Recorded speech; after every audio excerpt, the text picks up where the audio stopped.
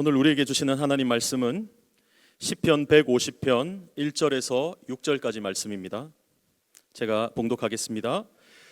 할렐루야, 그의 성소에서 하나님을 찬양하며 그의 권능의 궁창에서 그를 찬양할지어다.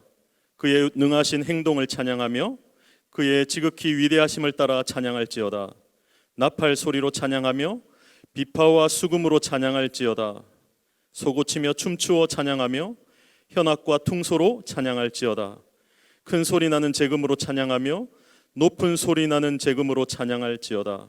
호흡이 있는 자마다 여호와를 찬양할지어다. 할렐루야, 아멘.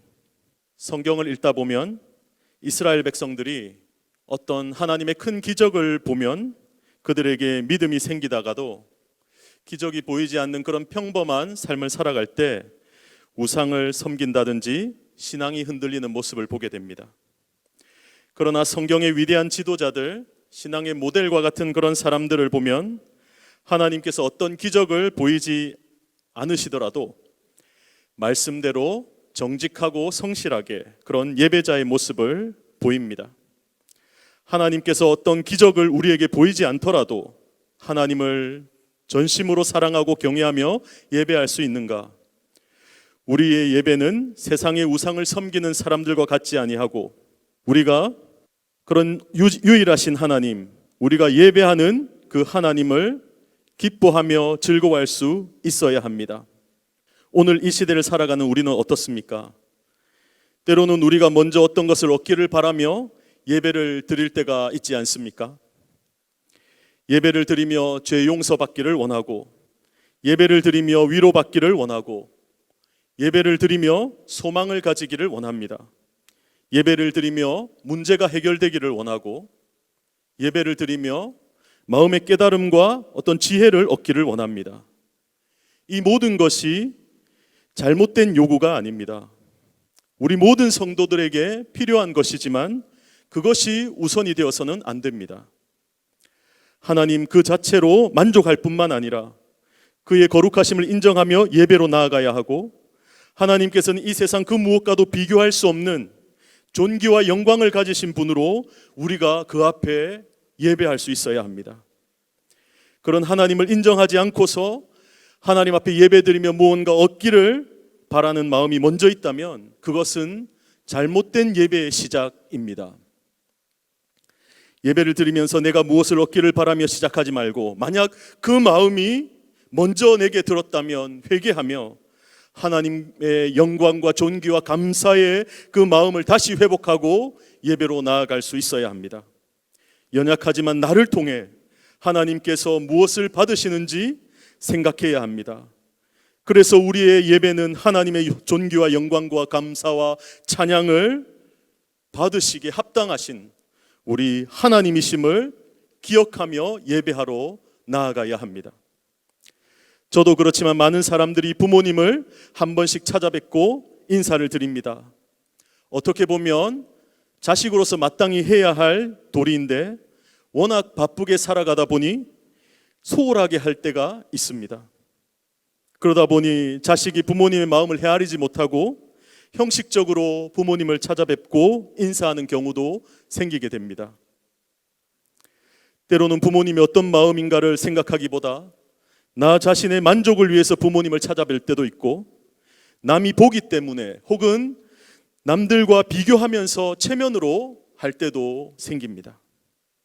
부모님이 정말 기뻐하시는지 생각하지도 않고, 내가 이렇게 바쁜 중에도 한번 찾아뵈었다, 내가 선물과 용돈을 드렸다는 것으로 자기 만족으로 그렇게 행하기도 합니다. 부모님이 기뻐하시는 그런 만남이 되어야 합니다.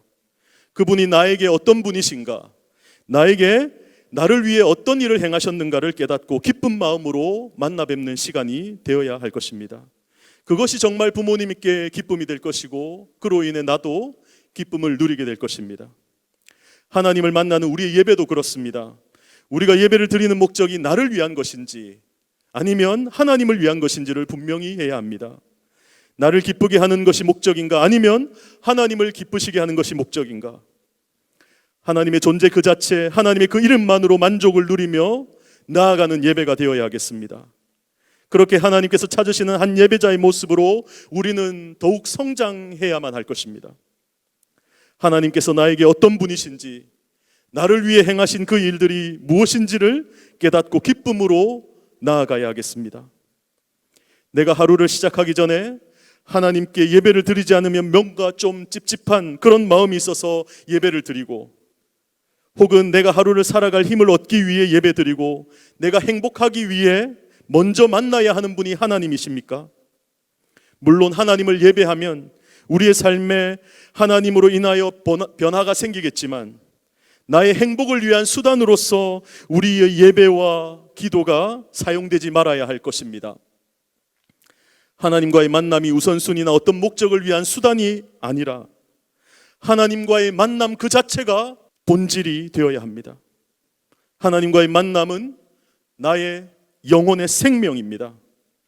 단 하루도 1분 1초도 하나님과 함께하지 않으면 죽을 수밖에 없는 우리들입니다.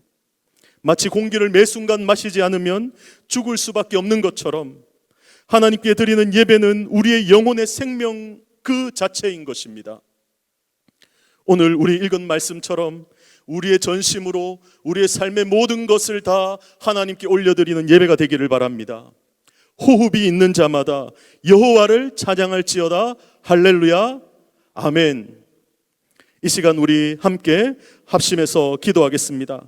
오늘 읽은 말씀과 본문에서 예배는 생명입니다, 이 제목으로 우리 함께 기도하시고, 살리는 기도자 7천 네트워크, 우리 여러 가지 기도 제목이 있지만 오늘은 어린이 교회 비전을 위해서 우리 함께 기도하겠습니다. 살리는 예배자, 살리는 기도자에게 하나님만으로 만족하고 기쁨으로 예배하며 기도하는 오늘 귀한 기도의 시간이 되기를 간절히 축원합니다. 오늘 어린이 교회 비전을 위해서 우리 다 같이 주님 부르고 합심하여 기도하다가 개인적인 기도로 오늘 기도회를 마치겠습니다. 주여, 주여,